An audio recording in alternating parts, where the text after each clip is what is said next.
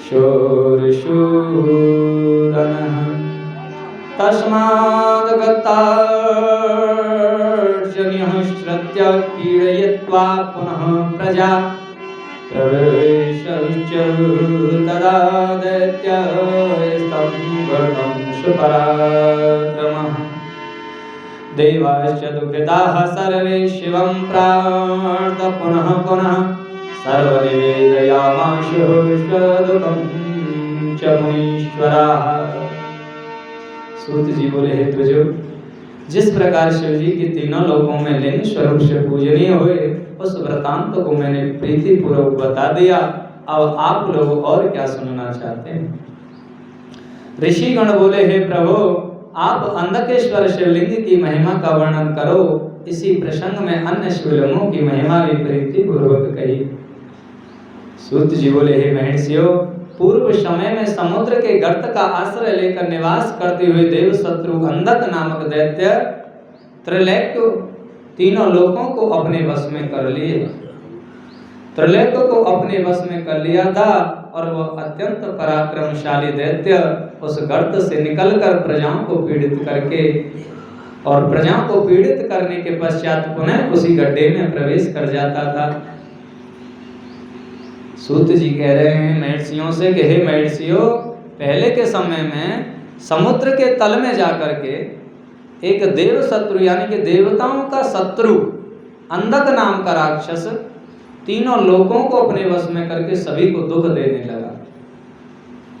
वह बहुत बड़ा पराक्रमशाली वह दैत्य उस गर्त से निकलकर प्रजाओं को पीड़ित करने के पश्चात पुनः उसी गड्ढे में प्रवेश कर जाता था। हे मुनीश्वरों, तब दुखी होकर समस्त देवताओं ने बारंबार शिव की प्रार्थना करते हुए उनसे अपना सारा दुख निवेदन किया। सूत जी बोले, तब उन देवगणों का वचन सुनकर दुष्टों का संहार करने वाले एवं सज्जनों के शरणदाता परमेश्वर प्रसन्न होकर कहने लगे। शिव जी बोले, हे देवगण, मैं देवताओं को दुख देने वाले उस अंधक दैत्य का वध करूंगा। आप लोग अपनी सेना लेकर चलो। मैं भी गढ़ लेकर साथ आ रहा हूँ। तब उस गर्त से देवताओं और ऋषियों से द्वेष करने वाले उस भयंकर अंधक के निकल जाने पर देवता लोग उस गर्त में प्रवेश कर गए। तब देवताओं ने एवं दैत्यों ने परस्पर अत्यंत भयानक युद्ध किया। शिव जी की कृपा से देवता उस युद्ध में प्रबल हो गए और देवताओं से पीड़ित होकर वह ज्यों ही उस गड्ढे में प्रवेश करने लगा, उसी समय परमात्मा शिव ने उसे त्रिशूल में परो लिया। अब ये जो राक्षस था अंधक नाम का, ये किसी अस्त्र शस्त्र से मर नहीं सकता था। इसको वरदान इसने ये वरदान में ले लिया कि मैं किसी अस्त्र से शस्त्र से कहीं पर किसी भी अवस्था में मृत्यु को प्राप्त न हूं। तो अब जब वो मर ही नहीं सकता है तो भगवान के पास बहुत ऐसी लीला हैं जिन लीलाओं को करके वो भक्तों को शांति देते हैं। तो इस प्रकार जब जैसे वो गड्ढे में घुसने वाला था समुद्र के में, तो भगवान शिव ने उसे त्रिशूल में उठा लिया। इस प्रकार भगवान ने त्रिशूल में स्थित हुआ वह शिव जी का ध्यान करके प्रार्थना करने लगा कि हे शिव जी, अंत समय में आपका दर्शन करके प्राणी आपको ही सदृश हो जाता है। इस प्रकार स्थित हुए उन शंकर ने भी प्रसन्न होकर यह वचन कहा कि तुम वर मांगो, मैं तुम्हें वर दूंगा। यह वचन सुनकर सात्विक भाव को प्राप्त हुए उस दैत्य ने शिव जी को भली भांति प्रणाम करके तथा उनकी स्तुति कर पुनः कहा। अंधक बोला, हे देवेश, यदि आप प्रसन्न हैं तो मुझे अपनी शुभ भक्ति प्रदान कीजिए और विशेष कृपा करके यहीं पर निवास कीजिए। सूत जी बोले, उसके इस प्रकार कहने पर भगवान शंकर ने उस दैत्य को उसी गड्ढे में फेंक दिया और लोकहित की कामना से वहीं लिंग रूप धारण कर स्थित हो गए। जो मनुष्य नित्य उस अंधकेश्वर शिवलिंग की पूजा करता है, उसकी 6 मास के भीतर ही समस्त कामनाएं पूर्ण हो जाती हैं, इसमें संदेह नहीं है। परंतु जो ब्राह्मण आजीविका के लिए 6 मास तक संसार का हित करने वाले इस शिवलिंग को दिव्य लेकर उसकी पूजा करता है, वह देवलोक का देवलग कहा गया है। जिस प्रकार देवलक होता है उसी प्रकार वह ब्राह्मण भी हो जाता है, जो 6 महीने तक व्रत्यर्थ यानी कि व्रत के सहित शिव पूजन करता है, जो देवलक कहा गया है, यानी कि उसी को देवलक कहा गया है, वह द्विजत्व से अधिकार से वंचित हो जाता है। ऋषिगण बोले, देवलक कौन कहा गया है और उसका क्या कार्य है? हे महाप्राज्ञ, लोक हित के लिए आप इसे बताइए। सूत जी बोले, हे ऋषियों, जो दधीचि नामक धर्मिष्ठ वेद में पारंगत शिव भक्ति में संलग्न तथा शिव शास्त्र परायण विप्र थे, उनका पुत्र भी वैसा था। शिव शास्त्र परायण विप्र थे, उनका पुत्र भी वैसा ही था। वह सुदर्शन नाम से प्रसिद्ध था। उसकी दूकुला नामक पत्नी थी, जो दुष्ट कुल में उत्पन्न हुई थी। उसका वह पति सुदर्शन उसके वश में रहता था और उसके 4 पुत्र हुए। वह सुदर्शन भी नित्य भगवान की पूजा किया करता था और किसी समय दधीचि को दूसरे गांव में जाना पड़ा। वहां बांधवों के सम्मेलन के कारण बंधु बांधवों ने उन्हें लौटने नहीं दिया। शैवों में श्रेष्ठ वे दधीचि अपने पुत्र से, तुम शिवजी की सेवा करते रहना, यह कहकर पूजन आदि दायित्वों से मुक्त होकर चले गए। उनका पुत्र सुदर्शन भी शिवजी का पूजन करता रहा। हे मुनीश्वर, इस प्रकार बहुत समय बीत गया। इसी बीच शिवरात्रि आ गई और उसमें सभी लोगों ने उपवास किया और सुदर्शन ने भी स्वयं भी संयोगवश उपवास किया। वह सुदर्शन भी पूजा करके चला गया और शिवरात्रि में स्त्री संग करके पुनः वहां आ गया। उसने उस रात्रि में स्नान नहीं किया किंतु शिव पूजन किया। तब उसके इस कुकर्म से क्रोधित हुए भगवान शंकर ने कहा, महेश्वर बोले, रे दुष्ट, तुझ अविवेकी ने शिवरात्रि के दिन स्त्री का सेवन किया और बिना स्नान के ये मेरा पूजन भी किया। क्योंकि तुमने जानबूझकर ऐसा किया, इसीलिए तुम जड़ हो जाओ। अब तुम मुझे स्पर्श करने योग्य नहीं हो, अतः दूर से ही दर्शन करो। सूत जी बोले, हे महर्षियों, शिव जी के द्वारा इस प्रकार स्थापित हुआ दधीचि पुत्र सुदर्शन शिव माया से विमोहित होकर उसी क्षण जड़ हो गया। हे ब्राह्मणों, इसी समय से भक्तों में श्रेष्ठ दधीचि दूसरे गांव से आ गए और उन्होंने यह समाचार सुना। शिवजी ने उन्हें भी धिक्कारा। तब वे अत्यंत दुखी हुए और यह कहकर रोने लगे, हाय, पुत्र के दुखित करने वाले को कर्म से मैं मारा गया। सत्पुरुषों में श्रेष्ठ दधीचि ने बारंबार यह कहा कि इस कुपुत्र के कारण मेरा यह उत्तम कुल नष्ट हो गया। अपने पिता के द्वारा तिरस्कृत उस अभागे पुत्र सुदर्शन ने भी पश्चात करके अपनी भार्या के लिए कहा कि अपुंस्यली है। तदुपरांत उसके पिता ने वहां पुत्र के कल्याण के लिए प्रयत्न पूर्वक श्रेष्ठ विधियों से परम भक्ति भाव से पार्वती का पूजन किया।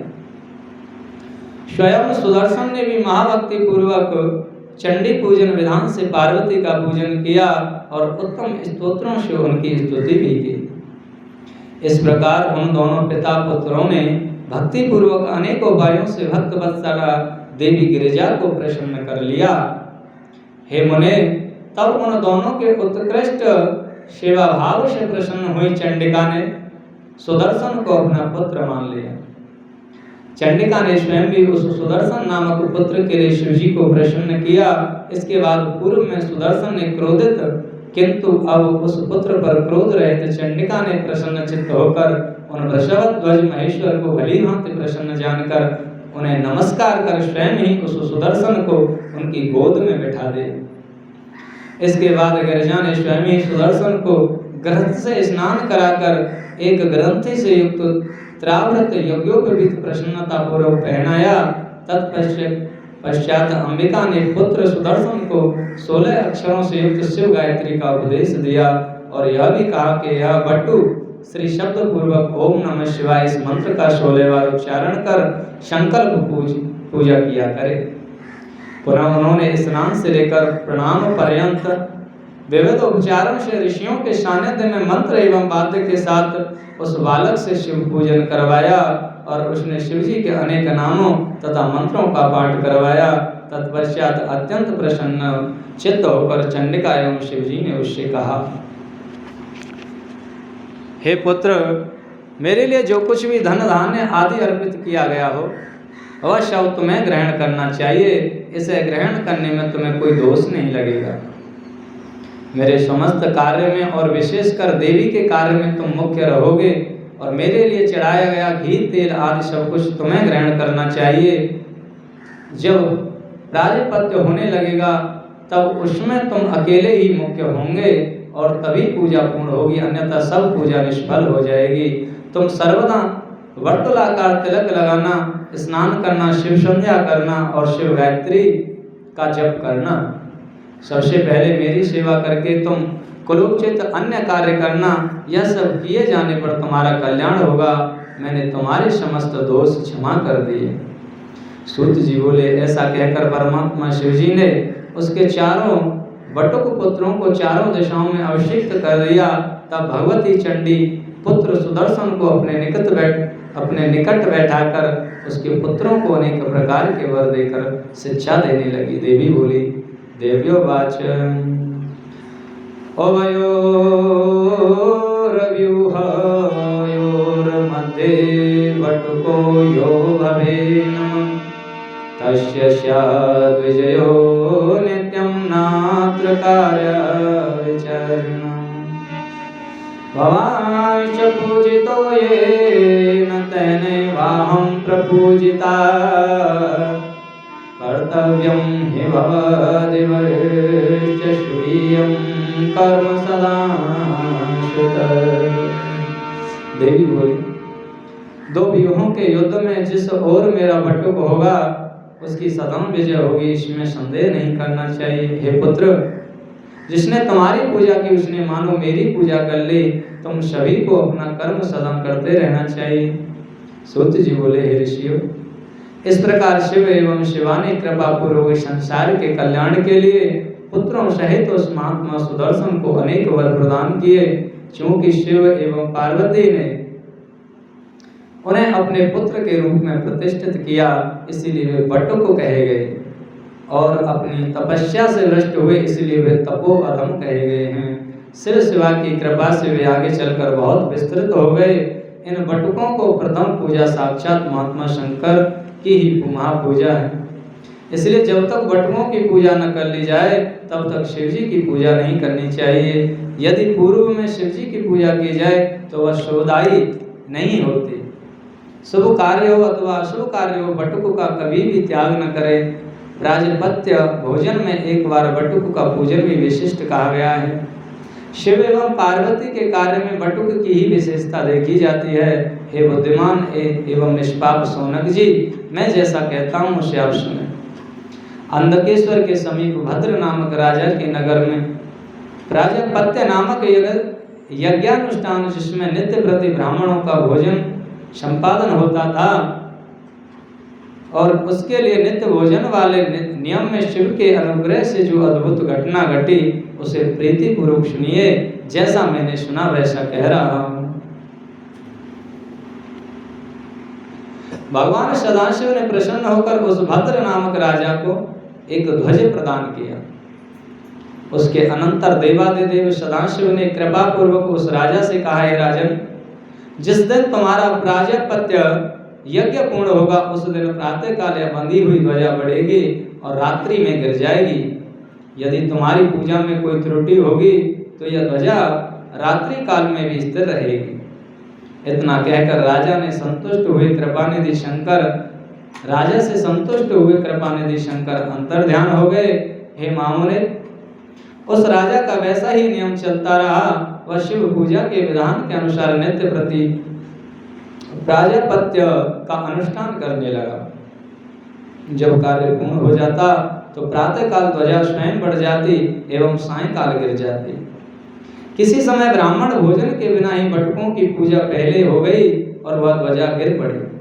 यह देखकर राजा ने पंडितों से पूछा कि ब्राह्मण लोग यहाँ भोजन कर रहे हैं किंतु यह ध्वजा नहीं उठा है।